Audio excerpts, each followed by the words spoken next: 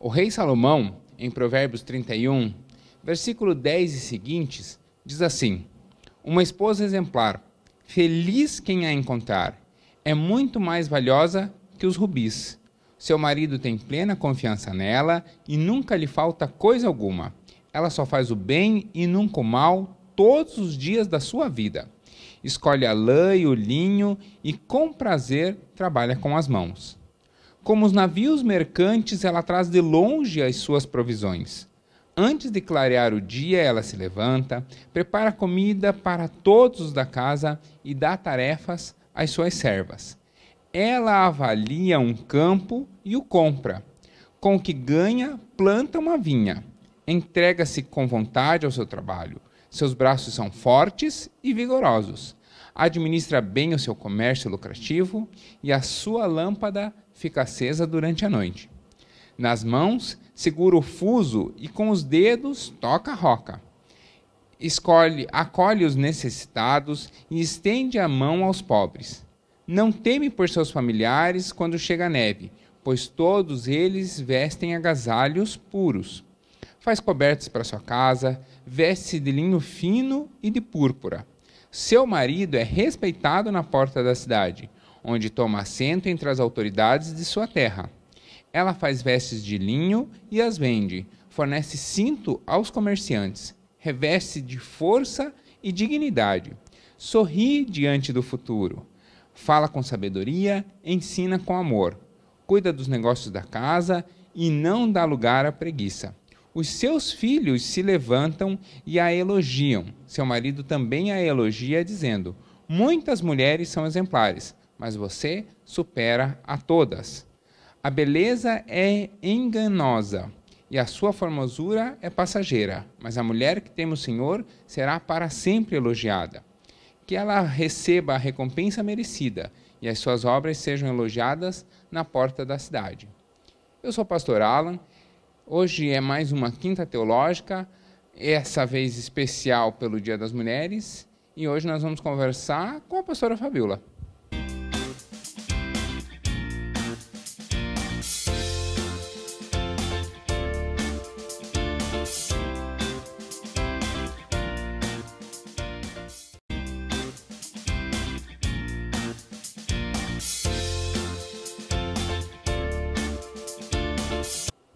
Toda quinta, aqui no Teu Legal, a gente tem um estudo. Ultimamente eu tenho conversado com amigos, tenho conversado com gente próxima a mim e que eu sei que tem uma história bem bacana com Deus. Então eu tenho compartilhado essas boas histórias com vocês. Mesmo assim, se você tem qualquer dúvida, qualquer sugestão, pode colocar aqui nos comentários. Eu leio absolutamente todos e, na medida do possível, eu vou respondendo. Também queria te convidar para que toda terça aqui no Teu Legal você acompanhasse a nossa Bíblia Explicada, uma série em que eu leio um trecho das Escrituras e vou explicando. Você já tem disponível todo o livro de Jonas, uma boa quantidade do livro de Salmos também já está disponível. Então vem acompanhando com a gente, vamos conhecer a Bíblia toda terça às 19 horas. Eu também queria te convidar para participar da EBD lá da Igreja Batista do Bom Retiro. Se você tem vontade de estudar conosco, tem várias turmas, tem turmas mais específicas de teologia, mais específicas de Bíblia, tem turmas que são mais voltadas para a prática e o cuidado pastoral. Mas turmas muito bacanas, com professores conhecidos, amigos meus, tem o meu referêndum nas turmas. Então, se você tem vontade de estudar a Bíblia conosco, venha para a EBD, as informações estão lá no site da Igreja Batista Bom Retiro, mas também você pode entrar em contato por esse e-mail, alunoibbr@gmail.com. Você vai ter acesso às turmas, vai ter todas as informações ali. Vem estudar a Bíblia com a gente.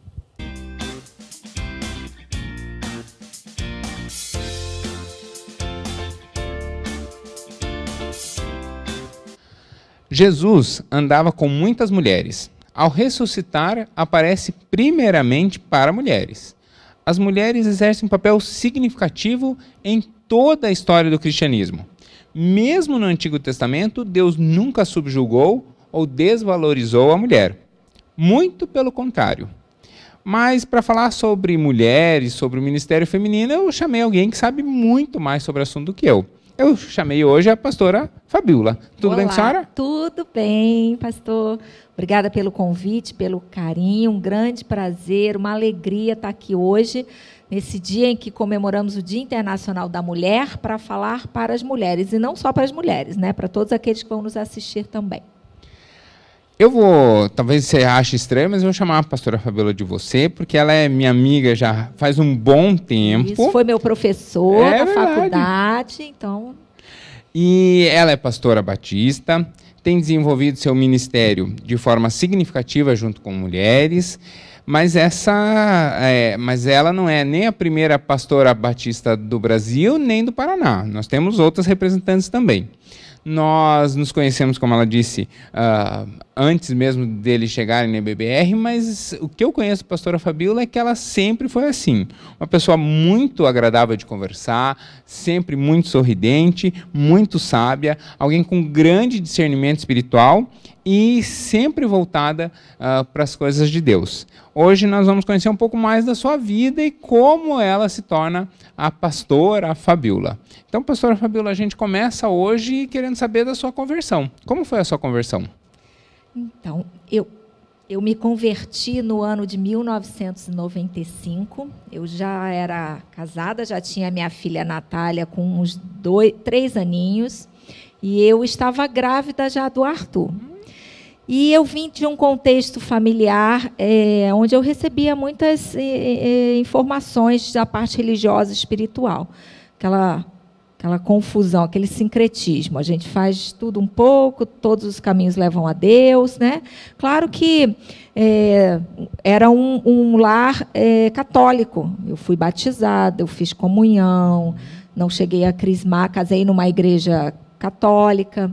Tudo a gente vê que é muito mais por tradição, não, talvez nem por convicção e nem por participação, que eu não participava, não fazia parte tanto do contexto católico. E também buscava a Deus em outros lugares, em outras fontes. Tudo que vai chegando até a gente, todas as informações, tudo que vão falando, a gente vai absorvendo.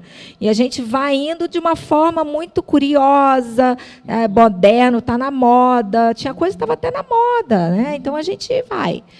E foi assim. Mas depois eu me casei e o pastor Lobo sempre foi assim muito... de procurar, ele quer sempre fazer o que é certo, ele quer sempre saber a verdade, ele quer ir a fundo. Não adianta você falar para ele que isso aqui porque ele vai querer saber onde está escrito, quem escreveu, por que foi, o que acha, tudo isso ele vai questionar. E foi assim não foi também muito diferente com a palavra de Deus. Então, em todo o tempo também, ele me conta que na caminhada dele como militar, em escolas, sempre tinha um grupo de evangélicos. Ele se interessava muito, porque ele gostava muito dos ensinos da palavra da Bíblia. Ele tinha muita essa curiosidade, gostava muito. Ele é muito inteligente, ele gosta muito de ler. E assim, depois que nos casamos, ele já sabia tudo da minha vida religiosa, espiritual. Mas aí, quando a gente casa, que vai viver na mesma casa, começam umas coisinhas a se debater, a se espinhar, e aí isso não é certo, isso não pode ser, não quero, e foi ali indo. Não tivemos grandes embates quanto a isso, mas foi acontecendo algumas divergências, foram aflorando. Mas, então, perto de nós, eu já tinha a Natália, como falei, depois eu grávida já do Arthur. Aí, lá em Guaratinguetá, onde as crianças nasceram, onde nós moramos, foi a nossa primeira residência, primeiro posto dele ali, posição base como militar. Ali ele começou a se envolver muito com os evangélicos, e os evangélicos também muito com ele, claro, né? Viam a curiosidade, gostavam muito da nossa família, e começou aquele processo de evangelização na vida do Lobo, né? E que logo aconteceu. Então, ele se converteu na minha frente. E depois, ele em casa começou a trazer o evangelho, até aquela mudança de atitude, e eu fui percebendo. E aí as coisas foram, no comecinho, um pouco difíceis para mim, mas eu creio que Deus deu muita sabedoria para ele. Ele prontamente, logo que ele se converteu, ele já passou a ter experiências de jejum, de oração, de mudança, de se calar e testemunhar, né? E isso foi muito impactante para mim, né? E eu me lembro coisas que eu falava assim para ele, do tipo: meu Deus, você ama mais esse Jesus do que a mim. Eu cansei de te pedir para você não fazer isso, você fazia. Cansei de pedir para você mudar nesse aspecto e você não mudar. Agora você encontra esse Jesus, você muda, hein? Esse Jesus é bom mesmo, né? Então, fiquei com aquele ciúminho ali, mas logo depois, realmente, eu também tive um encontro com o Senhor Jesus. Eu me converti, eu fui para a igreja, aceitei o Senhor Jesus num dia, num encontro de jantar de Adonep, lembra da Adonep? Era um carioca lá famoso, que teve um contexto espiritual muito difícil, e aí no testemunho dele eu aceitei a Jesus, mas depois fui logo para a igreja lá em Guaratinguetá, onde nós nos convertemos, seguimos ali a caminhada com o pastor Valmir, logo descemos as águas juntos, em maio, o Arthur nasceu no dia 1º de junho de 1996, nós nos batizamos uma semana antes dele nascer. Então o pastor Lobo se converteu na minha frente, lá em 1995, mas ele me esperou, todo o processo de conversão, e aí ficamos naquela, eu acho que vou esperar o Arthur nascer, vão me batizar, não, né? Aí eu me batizei, e eu digo para o Arthur que ele se batizou 2 vezes, uma na minha barriga, e outra depois, quando ele já estava maiorzinho. Então, foi assim que aconteceu a minha conversão. E grávida na última semana. Uma semana depois ele nasceu. O pastor não ficou com medo de lhe batizar a barrigudona? Nada? Não. Se ficou, não me falou nada. Então, mas eu me lembro, foi assim, eu desci, aí era diferente o batistério, né? Era assim para o chão, então fui descendo com todo aquele cuidado, depois subindo. Mas deu tudo certo. Uma semana depois nasceu o menino. Mas nem toda esposa de pastor é pastora, né? Ser pastor ou pastora é um chamado pastoral, um chamado específico. Como se deu o seu chamado? Sim. Assim também como muitas pessoas pastoreiam sem ter a função de pastor, né? Então, o meu chamado aconteceu de uma forma que eu comecei a perceber a necessidade por conta do momento, da situação do meu marido como pastor. Então, eu comecei a perceber que realmente era aquilo que Deus tinha para a vida dele, a aceitação da vida dele como pastor, ao ponto de ir deixando a sua profissão, e o chamado muito forte, as coisas acontecendo, os frutos vindo. Então, eu percebi isso nele, e aí, prontamente, eu percebi e entendi que seria muito mais útil para o reino, para Deus, eu estar com ele. E aí, o chamado é o que tem que ser impactante, tem que fazer a diferença. E foi quando eu decidi que eu largaria a minha profissão, eu deixaria a minha profissão de dentista, inicialmente, né? Para servir a Deus, ao lado do meu marido, junto com ele, porque eu entendo a importância da mulher, da pastora, ao lado do seu esposo. E aí, essa é uma curiosidade, inclusive, que o pessoal tem, porque isso é recorrente me perguntarem isso. Existe pastora na Igreja Batista e o caminho para ser pastor ou para ser pastora é exatamente o mesmo? A gente faz uma prova, que é uma prova oral. O concílio é o mesmo? Sim, é tudo igual. Existe a primeira pergunta. Existe, sim, mulheres pastoras na convenção. Eu vou falar daqui da nossa, né, pastor do Paraná. Não sei das demais, mas eu sei também que tem. Aqui no Paraná, sim, existe pastoras, né? No meu caso, eu sou uma pastora da Convenção Batista. O processo é o mesmo, temos que fazer a faculdade teológica, cursamos a faculdade como outra faculdade qualquer, aí, direito, medicina, odontologia, professora, e passado pelo curso de teologia, aí então depois você é ordenado. Então, primeiro você se forma, são coisas diferentes. Você é teólogo, teólogo tem um monte. Qualquer pessoa pode fazer teologia, qualquer um pode fazer. Aí depois, então, vem o chamado concílio, que é uma prova, o qual a sua igreja vai solicitar para a convenção, para que você seja examinado, para que você seja aceito como um pastor da convenção. Todos podem fazer, desde que a sua igreja, o seu pastor, se ele se interessa, se ele tenha essa intenção, levar para a convenção essa hipótese e você seguir o caminho para você ser um pastor da convenção, um pastor reconhecido, vamos dizer assim. Mas todos podem fazer. Tem mulheres, homens, jovens, idosos, pessoas de mais idade, pessoas com outras profissões que já deixaram e depois querem retornar. E é maravilhoso, né? Eu digo que aonde tem um teólogo, uma pessoa capacitada, formada, se tem um teólogo no hospital, numa escola, uma professora, é maravilhoso, gente. Tudo é diferente. Sobre o concílio da pastora Fabíola, nós estudamos juntos para o concílio. O pastor me auxiliou, me preparou. Porque, na verdade, eu perdi tempo, na verdade, porque eu cheguei lá, você já sabia as respostas, essa que é a verdade. Mas eu acho que eu queria saber o que você queria que eu soubesse, é diferente. Mas, e aí eu tenho uma grande tristeza sobre o seu concílio, que é que eu não assisti. Porque você estava na função. Pois é, tinha no dia, acho que tinham 7 ou 8 concílios, né? Eram 3 ou 4 igrejas, tinham vários concílios, e aí eu estava lá sentadinho assim, pronto para, bom, eu vou na sala da pastora Fabíola, eu vou assistir lá, porque estudei com ela e tal. Aí, secretário, me indicaram, pastor Alan. Tá bom, então eu fui ser secretário em um outro concílio. Você foi para uma outra sala. Foi para uma outra sala. Você foi cumprir a sua missão. Pois é, não assisti o seu concílio. Mas eu até depois eu perguntei para o pessoal todo muito elogioso com relação às suas respostas. E aí quando terminou o meu, eu cheguei na sua sala, já estava a sala vazia, o pessoal indo embora e eu não pude nem ver o resultado. Mas fico feliz depois a gente compartilhar o mistério. Menos um para me deixar nervosa. Não, estava lá de apoio. Não estava lá para examinar, ia estar lá de apoio. Mas aí, então, você já deu 2 dicas. Falou de ser dentista e pastora. A minha próxima pergunta é justamente sobre sua vida. É mais difícil ser dentista, oficial da aeronáutica, eu sei que você foi oficial da aeronáutica, ou pastora? Eu diria diferente. Não existe assim, não tem como eu fazer uma escala o que foi mais difícil. Não, eu não diria assim.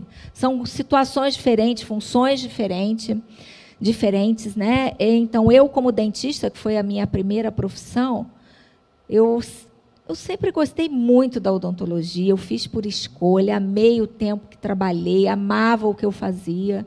E realmente eu deixei para seguir, para cumprir esse chamado pastoral lá do meu marido. Então, não é uma questão de ser mais difícil, o que é mais difícil, não. Eu acho que quando você faz aquilo que você ama, você faz bem feito, a leveza. Então, é algo tranquilo, que soa de uma forma tranquila, né? É claro que a odontologia é uma profissão... É difícil, é trabalhosa, tem que ter dedicação, como muitas outras áreas. Então, mas é uma área realmente que eu gostava muito. Depois veio, então, o ser militar. Foi outra coisa, eu costumo dizer que é como as coisas na minha vida nasceram, aconteceram de uma forma com tanta tranquilidade, aí a gente vê o quê? O cumprimento daquilo que Deus tem para a nossa vida. Então, eu creio realmente que Deus sabe, prepara a gente, Ele já sabe, Ele tem os propósitos para a nossa vida, Ele já tem as coisas determinadas, só basta ali realmente aquela empurradinha, né? Aquela aceitação, vai de mim aceitar, querer. Eu poderia ter continuado como dentista, né? Eu estaria até hoje aí, trabalhando como dentista, e assim por diante. Mas ser militar foi também algo que eu gostei muito, uma área maravilhosa, ali eu aprendi muito, e como militar, eu exercia a minha função de dentista. Então, isso é importante saber. O militar, ele exerce uma função nas Forças Armadas, né? Então, existe lá o cara, ele é militar, ele é médico, ele é militar, ele é o advogado, ele é militar, ele é o secretário, ele é militar, ele é o administrador, todas essas áreas, eles têm as faculdades. Então, eu continuei exercendo a minha função de dentista dentro de um outro universo. Foi muito bom, ali eu aprendi muitas coisas. Fiquei 9 anos ali, servindo como tenente na aeronáutica, e foi um tempo realmente de crescimento e aprendizado.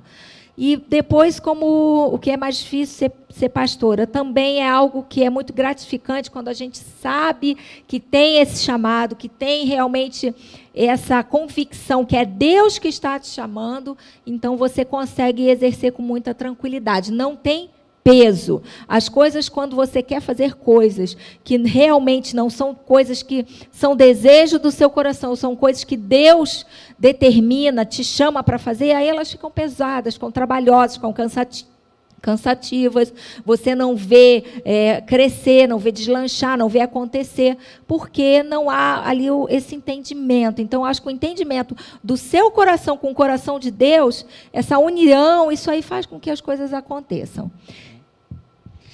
E, dentre tantas mulheres que há na Bíblia, qual delas a senhora mais admira e por quê? Eu não tenho nenhuma mulher da Bíblia que eu admire mais. Se eu dissesse aqui, eu admiro mais Sara, Abigail, Raquel, Ruth, Maria, não. Eu admiro todas. Eu aprendo com todas. Todas as passagens. Às vezes tem mulheres na Bíblia que falam tão pouco sobre elas. Às vezes as pessoas, quando a gente ministra aqui para mulheres, falam assim, meu Deus, eu nem sabia que tinha essa mulher na Bíblia. Às vezes nem o nome, né? A mulher do fluxo de sangue, qual é o nome dela? Não tem nome. É a mulher do fluxo de sangue. Então não tem nome. A mulher samaritana. A mulher que foi pega em adultério, que Jesus escreve lá no chão. Isso. Não tem o nome. Não tem o nome. Então, assim, eu não tenho uma mulher que eu pudesse dizer assim, essa é a mulher que eu realmente idolatro, amo. Idolatrar não, porque Sim. não é de Deus. Mas que eu vejo ali algo tremendo. Não tem essa mulher. Todas as mulheres realmente nas suas posturas, nas suas atitudes, nas suas palavras, na forma como elas direcionaram uma situação, algo que estava acontecendo, onde elas estavam inseridas no contexto, naquele momento, para mim, falam de forma significante. Cada uma delas eu aprendo algo. Até mesmo, como o pastor falou aqui, às vezes é uma passagem tão rápida que parece tão insignificante, mas nada na palavra de Deus é insignificante, nada na palavra de Deus se perde, aí eu me atento àquilo ali. Vou falar, meu Deus, mas deve ter algo aqui diferente. O que está aqui significando? O que Axa significa para nós, aquela mulher ali, naquela palavra dela de querer fontes maiores, fontes... Eu falei, não, há alguma coisa aqui. E aí eu fico ali pedindo realmente ao Espírito Santo para me ensinar, ou então me mostrar aquele coração daquela mulher. Então, todas as mulheres da Bíblia são realmente muito importantes. A Bíblia fala, em Efésios 5, versículo 22, o seguinte texto: mulheres, sujeitem-se aos seus maridos como ao Senhor, pois o marido é a cabeça da mulher, como também Cristo, a cabeça da igreja, que é o seu corpo, do qual ele é o Salvador. Você pode ajudar a gente com esse texto? Esse texto, como que ele precisa ser encarado? Dessa ideia de mulheres sujeitarem-se aos maridos, assim como os maridos se sujeitarem a Cristo, né? Assim como a igreja se sujeitar a Cristo. Como que a gente pode entender essa questão de sujeição? Eu entendo, pastor, essa questão de sujeição como estar debaixo de uma autoridade. Né? Esse texto aí é um texto muito falado, muito debatido nos ministérios de mulheres, entre as mulheres, em grupo de mulheres.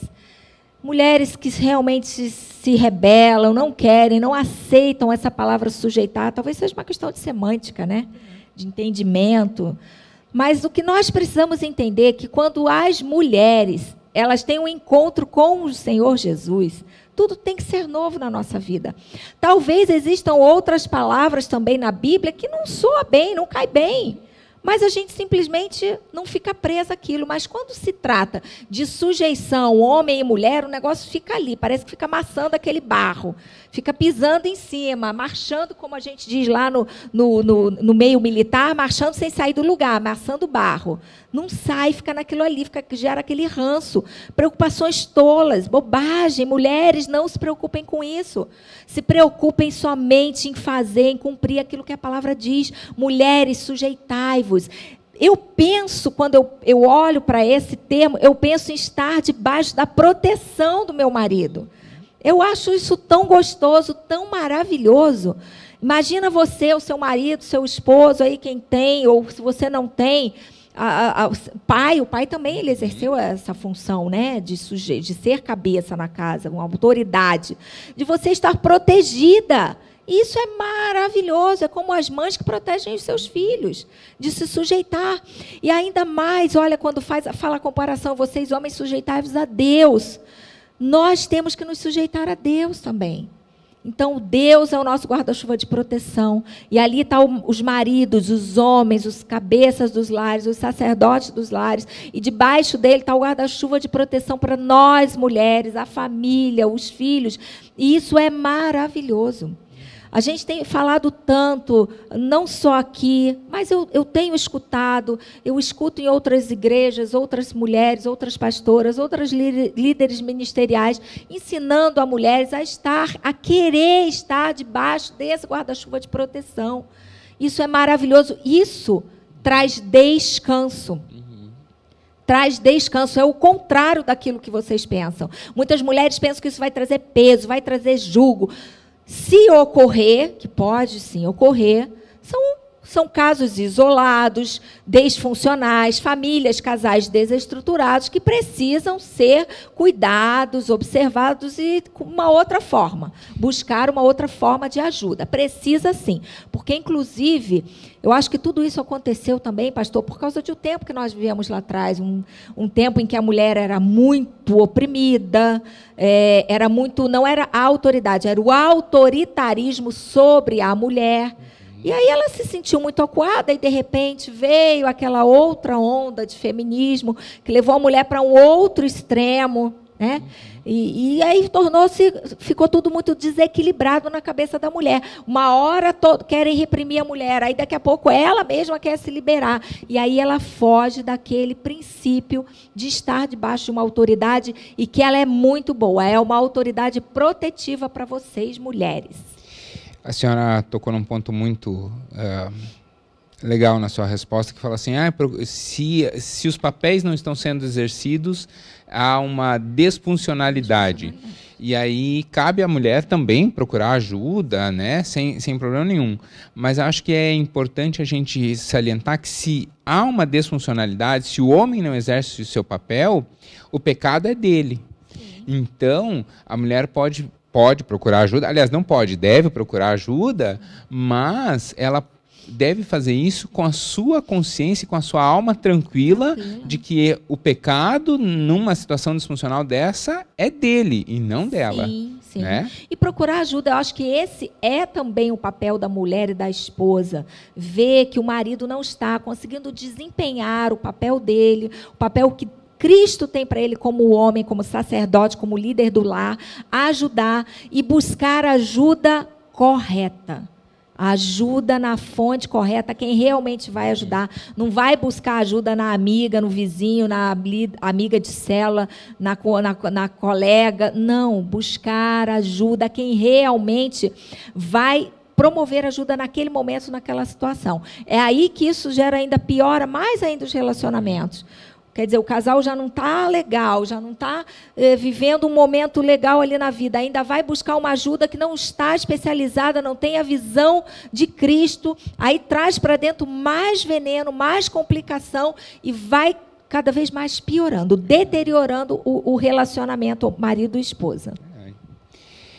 Gênesis vai narrar que Eva apanhou o fruto e ofereceu a Adão. A queda é culpa da mulher? Não, a queda não é culpa da mulher, porque se nós formos, até como o pastor aqui falou lá do texto de Gênesis, se a gente for mais um pouquinho também antes, a gente vai ver que Deus falou com Adão. Deus deu ali a ordem para ele sobre o fruto, o que ele ia fazer, como ele ia se portar naquele jardim. Foi para Adão, aí depois vem a Eva. A palavra de Deus não diz que Adão conversou com a Eva. Né? Que o marido e a mulher eles se conversaram, né? Aí vai que Adão lá, Eva, não pode comer aqui. Né? Aí sim ela seria responsável pela desobediência. Mas eu não, né, pastor, o senhor conhece a Bíblia toda, né? Bem mais que eu. Não diz que ele passou essa informação para ela. Então, eu não acho que a responsabilidade seja de Eva, não acho. Acho que não eu também sou dessa linha. Eu acho que Deus assumiu um compromisso com Adão. Com Adão. Né? Eu não gosto de especular, mas verdade. talvez se Eva tivesse oferecido a Adão e Adão tivesse dito não. Pois então. Nós não devemos comer isso. E eu vou pedir perdão a Deus por ter feito isso. Talvez eu estivesse no paraíso até hoje. Pois né? Então é verdade, pastor. Agora, por que será que Adão não falou, né? Ele ficou calado. Porque a omissão de Adão. Tem livro, né? A omissão de Adão. Pois Agora, então... se fosse Caqui e eu fosse Adão, a gente já tinha... Não tinha dado tempo de criar Eva, porque eu amo Caqui. Ai, meu Deus. A Bíblia é machista? Não. Essa é uma pergunta bem comum. A Bíblia é machista? Não, eu não acho a Bíblia machista. Não acho. Não posso dizer que a Bíblia é machista, tendo em vista que se trata de tantas mulheres, faz referência a tantas mulheres, onde as mulheres foram ouvidas, onde elas tiveram papéis importantes em resoluções de situações ali. Mulheres que geraram filhos, que foram grandes reis, grandes profetas. Mulheres tiveram um papel importante, fundamental. Não, eu não considero a Bíblia machista. Se a Bíblia fosse machista, eu acho que ela não tocaria em mulheres, no nome de mulheres, na importância das mulheres, não teria exaltado mulheres no sentido de exaltar a sua atitude, uma palavra que ela deu. Nós temos ali a juíza Débora, era uma mulher reconhecida, buscada, as pessoas iam buscar nela conselhos. Então, eu não creio que a Bíblia seja machista, não. Eu também acho que não. Qual o maior desafio e a maior alegria do ministério pastoral? O maior desafio... Olha, o maior desafio é quando nós queremos, lutamos para ver vidas restauradas, identidades restauradas, relacionamentos restaurados, pessoas restauradas, na verdade. É um processo de conversão. Então, esse é um desafio para nós. Quando nós vemos uma pessoa que chega, um casamento, às vezes, destruído, e a gente vai ali com toda a força para lutar, para se empenhar, para ver a vitória ali. Quando nós vemos uma pessoa que chega destruída, sem saber quem ela é, seja destruída não só em vícios, mas perdida. Então, aquilo é um desafio, porque é difícil demais você fazer as pessoas entenderem. Mudança de mente, mudança de atitude, mudança de pensamento, mudança, dizer que aceitar, levantar a mão, aceitar Jesus como seu Senhor e Salvador, numa igreja, num culto onde você ouve uma palavra, e a palavra é impactante, e recebe, é acolhida no seu coração, parece até que é fácil. Parece até que é fácil. E ainda assim as pessoas lutam com a vergonha. Ai, que vergonha de lá na frente. Será que vai muita gente hoje? Vou deixar eu primeiro. Eu me lembro que quando eu levantei minha mão, que eu aceitei que eu fui lá na frente, só tinha eu, minha família, eu grávida ainda bem pouquinho, pouca barriga, a Natália agarrada em mim, tinha um pouquinho de gente. Falei, ai, que vergonha. E a gente, né, mas eu não conheço ninguém. Então, a nossa luta é essa. Esse é um desafio. Que as pessoas entendam que depois de levantar a mão, aí vem um processo. Aí o pastor começa a se empenhar, a cuidar, a começar a educar. Literalmente a palavra é essa, educar. Dizer que isso está errado, que não é mais assim, que você precisa mudar, que isso que você fazia não é mais legal, não é bacana. Você tem que mudar de atitude, de pensamento, de posicionamento, de postura, aquilo que você fala, tudo isso. Então, esse é o grande desafio. E, consequentemente, a maior alegria é realmente ver pessoas transformadas. A maior alegria, realmente, gente, é ver um casamento restaurado. É ver que é um casamento quando as pessoas se entregam, quando as pessoas entendem, eu errei, eu fiz isso, eu tenho que parar, eu tenho que buscar, eu tenho que me consertar. Eu tenho que pegar o meu filho, eu tenho que liberar perdão, eu tenho que saber o que aconteceu. E quando a gente vê que o nosso papel pastoral, aquilo que você está pregando, aquilo que você está falando, que você está ensinando, está realmente repercutindo na vida das pessoas e fazendo com que as pessoas sejam transformadas, isso é maravilhoso. Porque esse é o processo pelo qual outras vidas vão se converter. Ninguém vai somente se converter olhando o que o pastor, ouvindo o que o pastor está pregando. Claro que quem faz essa obra é o Espírito Santo, né? Se eu disser assim que não é só assim, não é desse jeito. O Espírito Santo é que sabe todas as coisas. Mas é o nosso testemunho. A nossa vida, ela fala muito mais do que as nossas palavras. A palavra de Jesus, que é a Bíblia, ela liberta e ela tem que ser pregada, é isso que o pastor Lobo nos ensina. Mas a nossa vida, então essa é uma grande alegria quando você vê as famílias chegando sorridentes, transformadas, os filhos voltando, tendo toda aquela alegria, homens e mulheres juntos, isso é maravilhoso. Essa é uma grande alegria do ministério pastoral. É você ver que aquilo que você está fazendo está dando certo. E aí, na caminhada para se tornar uma pastora, a senhora falou da faculdade de teologia. Eu já sei essa resposta, porque estou lá dentro. Mas tinha muitas mulheres na sua turma e quem faz teologia só pode ser pastor? Tinha sim, mulheres, acho que era bem dividido. Tinha de outros estados, tinha bastante mulheres, como tem, e nas outras turmas também, que eu via lá quando nos encontramos, tem bastante. Né? O senhor está lá sempre, né? Você, a gente combinou que ia falar você, né? Tá bom, perdão. Aí a gente vê lá, né? Muitas mulheres.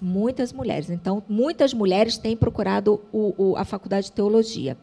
E a outra pergunta é se todas as pessoas que fazem faculdade teológica para ser pastor, não. Não, para ser teólogo, né? A pessoa pode se formar em teologia e ser um professor. No caso, o pastor Alan é um professor, um teólogo, conhecedor das Escrituras, né? E dentro da teologia você pode desenvolver muitas outras áreas. Um teólogo ele pode trabalhar em hospital. Olha que coisa tremenda. Você está ali fazendo um procedimento, já pega na mão. Às vezes não pode orar, mas uma palavra ali interna, ainda que seja o Senhor Jesus, recebe. Numa escola, meu Deus, aquelas crianças, quando chega, se você olhar elas com um olhar diferente, vê uma palavra realmente ali algo que você aprendeu, uma forma de evangelizar, uma forma de levar o evangelho até eles, coisas que você aprende na faculdade. Então, é muito bom. Então, a faculdade teológica não é só para a formação do pastor, que vai exercer o ministério pastoral na igreja, mas em muitas áreas na nossa vida, no nosso contexto atual, pode ser muito útil mesmo. E existem pessoas, inclusive, que fazem para uma realização pessoal mesmo. Eu quero conhecer ainda mais a palavra de Deus, eu quero conhecer, né, de modo mais sistêmico, mais aprofundado a palavra de Deus. Como tem muitas pessoas também, né, que fazem outras faculdades e não exercem. Para realização pessoal mesmo. Né? Olha, direito é algo que a gente vê. Quantas pessoas, às vezes, ser formado em direito, gosto das leis, gosto de saber, gosto de... Então, existe sim, realmente. Agora, o que eu acho também que pode ser um grande fator orientador para as pessoas é um critério até que tem na faculdade, aquele que quer fazer teologia, que ele vá buscar uma orientação pastoral, uma recomendação, se eu não me engano, é assim. Então, o seu pastor ele vai te dar a direção. Ele vai justamente perguntar isso, é uma entrevista. Por que você quer fazer? Quais são as suas intenções? É somente, não, é só para um conhecimento, para agregar na minha vida, ou não, Deus está me chamando, eu quero cumprir esse chamado do Senhor na minha vida, ou então vou fazer a faculdade, vai levar 4 anos, daí no decorrer a gente vai sempre conversando, sabendo o que Deus trabalhou. Muitas pessoas começam e largam, como muitas outras faculdades, né? Normal. Então é normal, como uma outra qualquer, mas é bom ter o pastor sempre direcionando, porque dali pode nascer um grande pastor. Verdade. Na caminhada cristã, e especialmente na ministerial, muitas mulheres buscam respostas e orientações.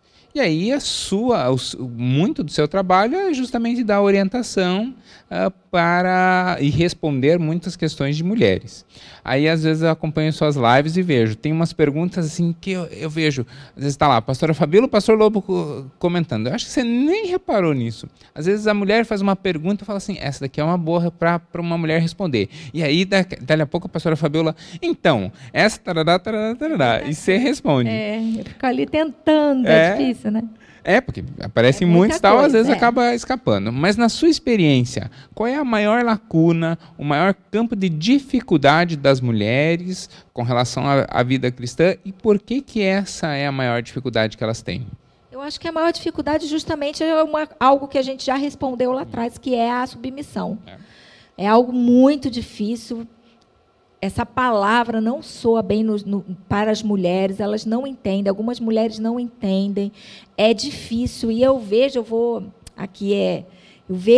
na caminhada junto com as mulheres, eu vejo muita rebelião.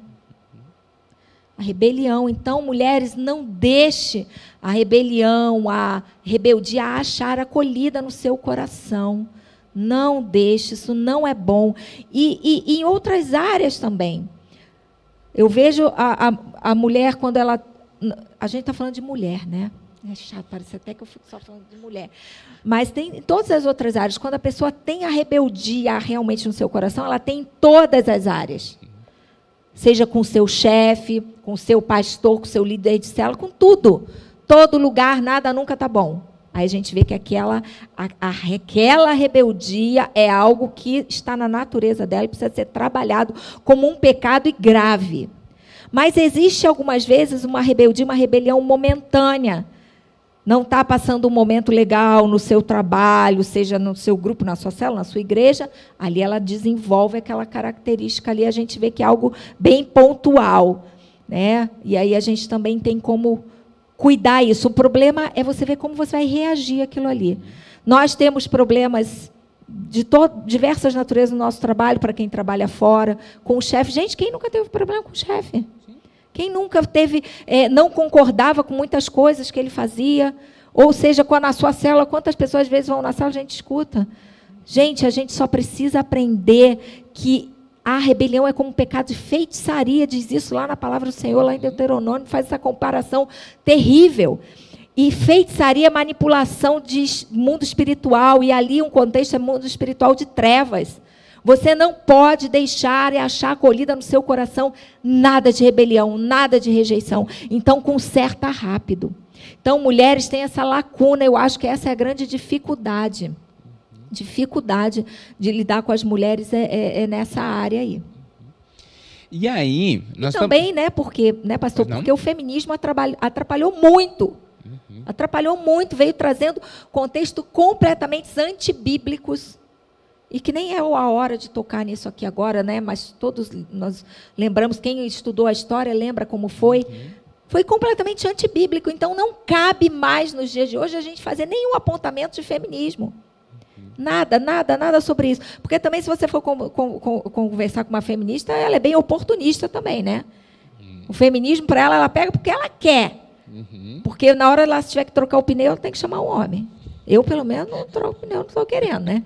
Eu tenho uma amiga pastora, ela diz assim, eu não quero trocar pneu, eu quero ficar bem do jeito que eu estou, quietinha. Deixa o bem, ela chama o bem, deixa o bem, vamos ver o que o bem quer. Então, são erros que aconteceram ao longo da nossa trajetória, ao longo da história, que vieram distorcer e, com isso, mudar muito a identidade da mulher. Mulher de Deus, mulher cristã. Se você é uma mulher de Deus, entregou a sua vida ao Senhor Jesus, se você tem a Bíblia como a sua base, você tem que voltar para a essência, que é a palavra. Agora nós vamos inverter, então. Hoje é uma conversa especial sobre a mulher, em função do Dia Internacional da Mulher, mas eu tenho essa pergunta aqui que eu acho... talvez justamente por ser homem, tem essa pergunta que eu acho extremamente pertinente.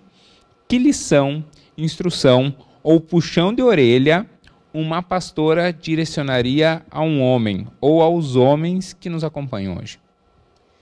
Para os homens, bom, então se é para os homens, não é para casados, não é para solteiros, viúvos, velhos, novos, para os homens. Se puder algo global, isso. Ou se quiser direcionar... Para os homens, sejam os homens que a Bíblia diz que vocês têm que ser. Sejam homens que Deus ensina e institui que você seja. Homens segundo o coração de Deus. Homens tementes a Deus. Homens debaixo da autoridade do Senhor Jesus. Homens que trabalhem. Homens que sejam supridor, sacerdote, sustentador. Homens que tenham o seu conselho, a sua palavra sempre pautada na palavra do Senhor.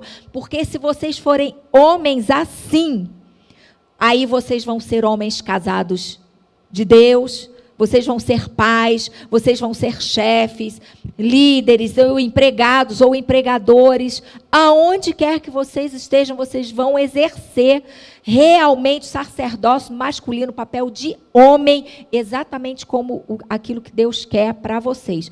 Então, não se percam também nesse quesito. Não deixe ler a palavra para pegar e ser só em algumas áreas da vida de vocês. Não, sejam íntegros, sejam totais em tudo aquilo que Deus tem para vocês. E aí vocês vão desenvolver o seu papel como homem, como a figura masculina de homem, de sacerdote, realmente, em qualquer área onde vocês estejam. Legal. Qual é o valor da mulher para o coração de Deus? Puxa vida, é um valor, assim, realmente inestimável, grande demais. Grande demais. Eu me sinto... Eu poderia dizer assim, o ser humano, né? Porque Deus, quando Ele criou o ser humano, diz ali que Ele criou algo muito especial.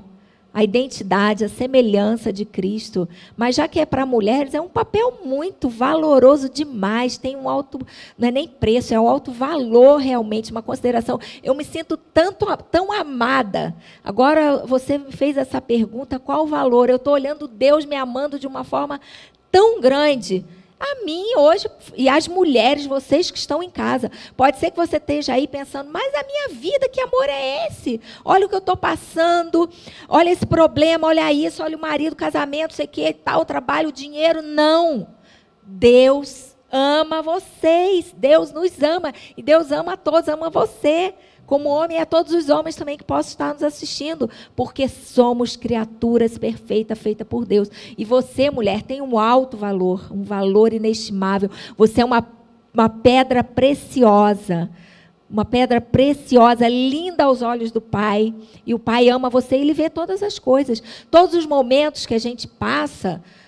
difíceis, não significa que Deus não ama a gente menos. Agora estou com um problema aqui, estou desempregado, Deus não me ama mais.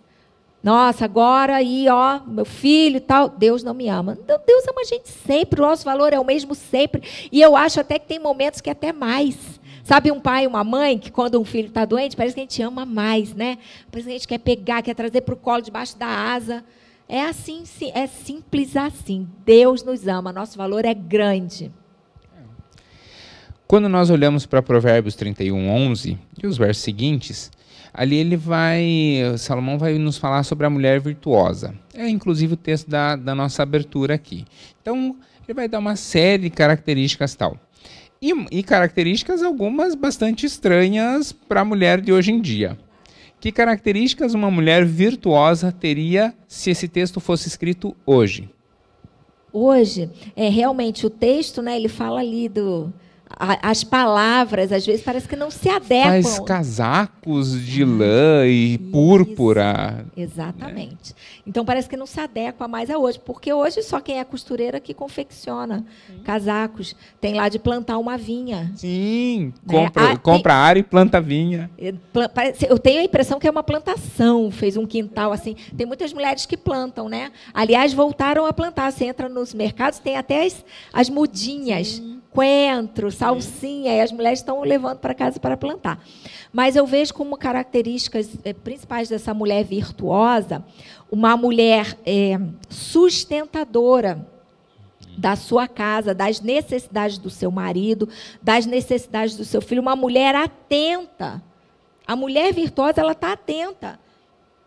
Ela está dizendo aí que ela costura, ela faz casaco. Na verdade, talvez seja hoje, nos dias de hoje, somente a mulher que cobre, que estende a mantinha sobre o filho, que vai ver a roupa, como é que está. Isso tudo é um papel da mulher.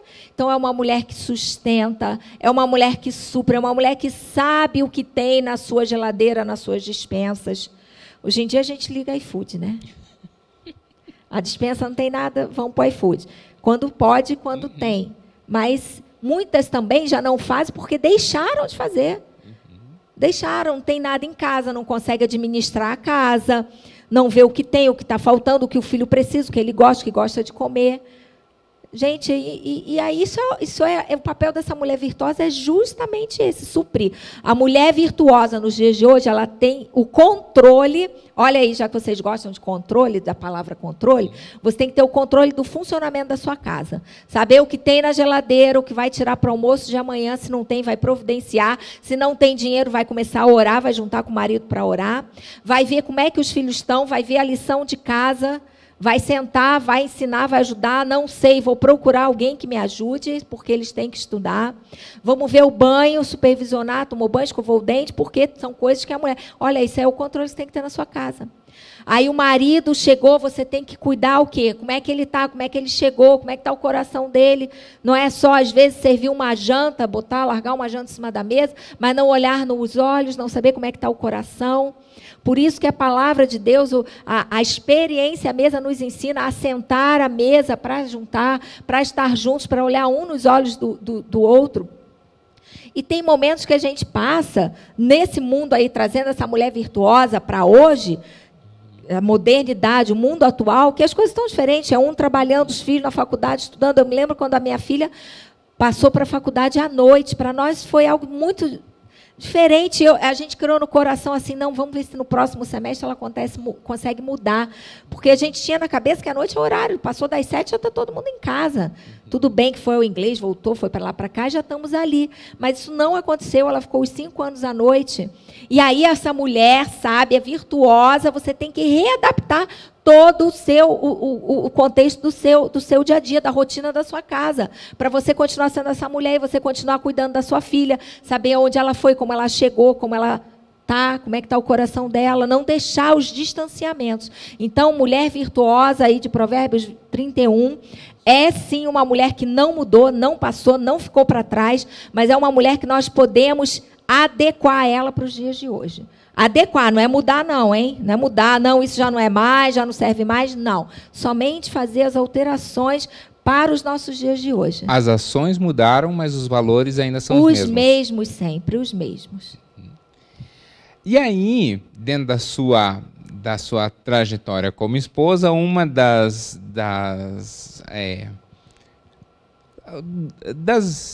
acompanhamentos que a senhora fez nas viagens do Pastor Lobo é ir para Israel.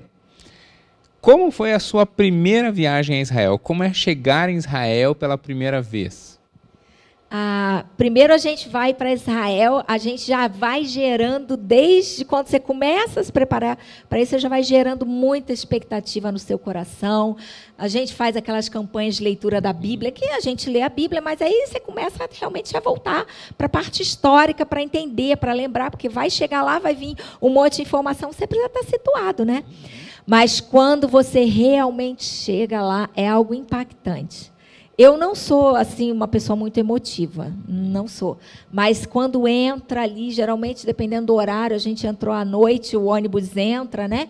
Vem trazendo todos, é impactante, você chora sem você querer. O guia, que geralmente é judeu, dali da região, ele está falando alguma coisa, ao fundo sempre eles deixam músicas de lá também tocando. Você é tomado por algo muito especial, muito diferente, é um ambiente espiritual. Ali eu entendi o que é um ambiente. Era como se realmente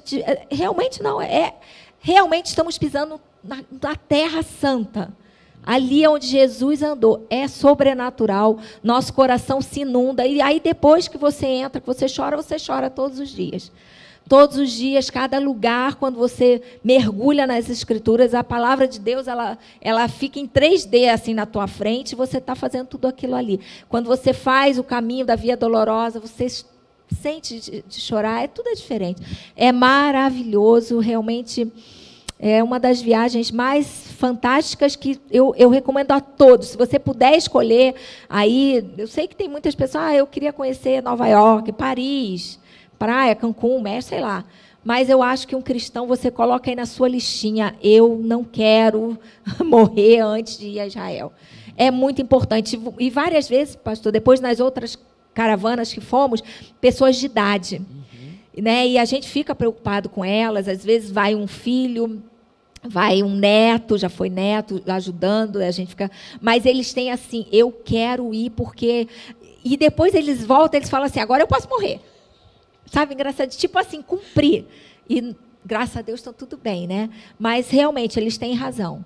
Aí você tem idade, não tem, aí vai passar esse Covid todo e você prioriza aí, eu quero conhecer porque é algo, é um diferencial tremendo, vai mudar, tudo muda, você vê tudo de uma outra forma, você vai enxergar a Bíblia de uma outra forma. Por falar em Bíblia, qual é o seu livro preferido e por quê? É como uma mulher, você perguntou se tinha uma mulher preferida, não tenho.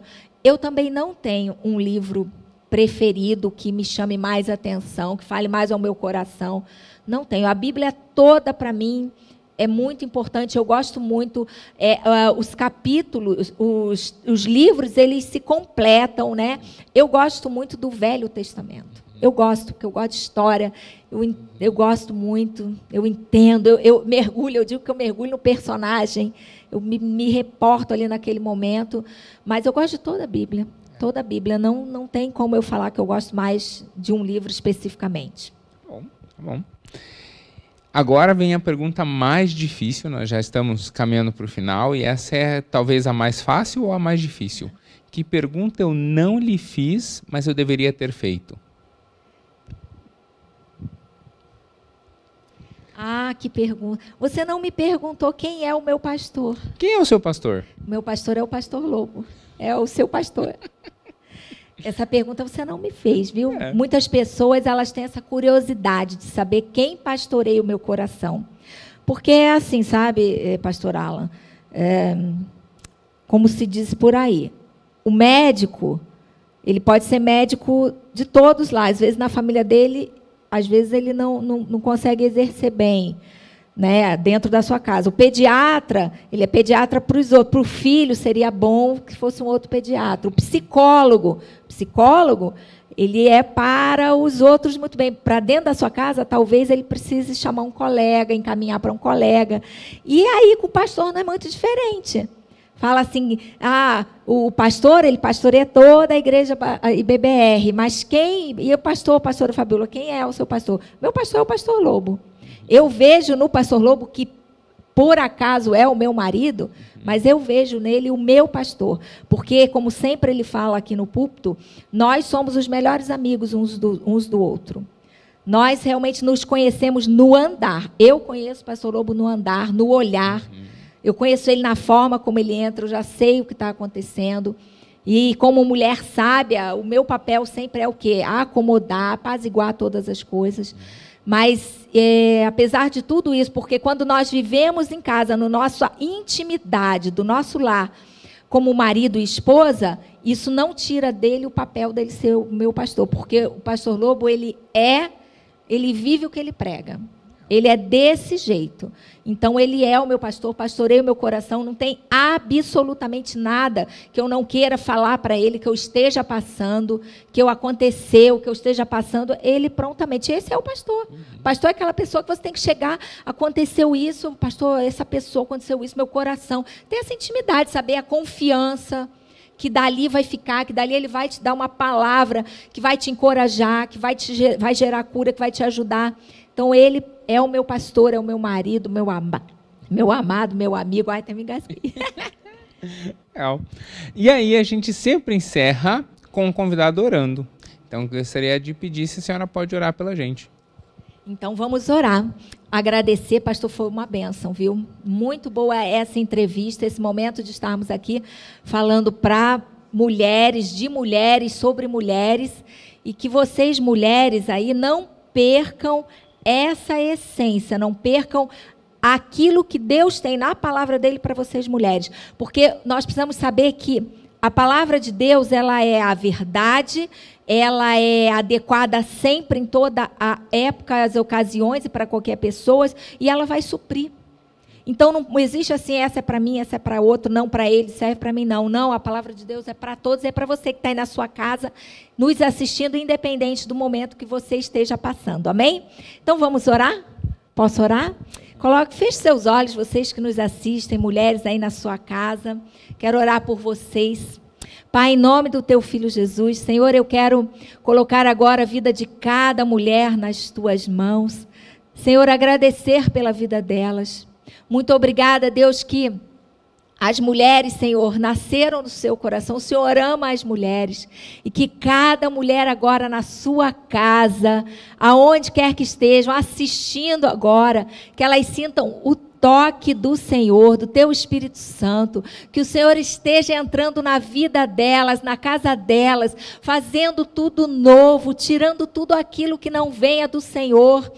Toda palavra errada, todo sentimento, tudo que está incomodando agora, toda situação difícil, talvez uma tristeza, Pai. Senhor, em nome de Jesus, que o Teu Espírito Santo entre agora e faça uma obra de cura, uma obra tremenda, e que nasça agora mulheres segundo o Teu coração, mulheres fortalecidas no Senhor, mulheres submissas ao Senhor, mulheres submissas à Tua palavra, cumpridoras da Tua palavra, do chamado que o Senhor tem para a vida de cada um delas, e mulheres que realmente façam a diferença onde quer que elas estejam, no trabalho, na sua casa, onde quer, Pai, que sejam mulheres que realmente levem o Seu evangelho para frente, Senhor. Muito obrigada, Deus, porque o Senhor separou um dia especial, todos os dias são especiais, mas o Senhor tem esse dia, um dia para as mulheres, Pai, mas que nós também como mulheres queremos reconhecer que o Senhor é o nosso sustentador. Só o Senhor pode fazer dia Internacional da Mulher Diferente. Só o Senhor pode fazer uma mulher diferente, Pai. Muito obrigada, Deus, por cada vida, cada mulher, em nome de Jesus. Amém. Amém, amém, queridas. Parabéns pelo seu dia. Pastora Fabíola, muito obrigado pela conversa. É um prazer poder conversar formalmente contigo, porque a gente conversa é verdade, sempre. A gente conversa sempre, mas foi um prazer, pastor. Muito obrigado pelo carinho, pela confiança. Obrigado. E eu queria também encerrar, então, desejando um feliz Dia das Mulheres, lembrando que 8 de março é o Dia Internacional das Mulheres, porque houve mulheres que passaram por desafios. E esse desafio, então, foi reconhecido, tanto que chegou a marcar o calendário internacionalmente. E a minha esperança é justamente essa, de que cada desafio que as mulheres estejam passando hoje possam prontamente e logo a mão de Deus estar sobre esse desafio e que isso elas possam transformar essa dificuldade hoje, ou esse desafio hoje, em um belo testemunho logo, logo. Por isso, amém, a gente registra os nossos parabéns. Amém. Muito obrigado por ter acompanhado até aqui. Manda essa mensagem para sua mãe, para sua tia, para sua prima, para a mulherada toda da família. Se você é mulher, manda para suas amigas. Entre em contato com a gente. Nós estamos aqui justamente para abençoar a sua vida. Você não caminha sozinho, você não caminha sozinha se você não quiser. A Igreja Batista do Bom Retiro está aqui para abençoar a sua vida. Deus abençoe. Tchau, tchau. Deus abençoe. Tchau.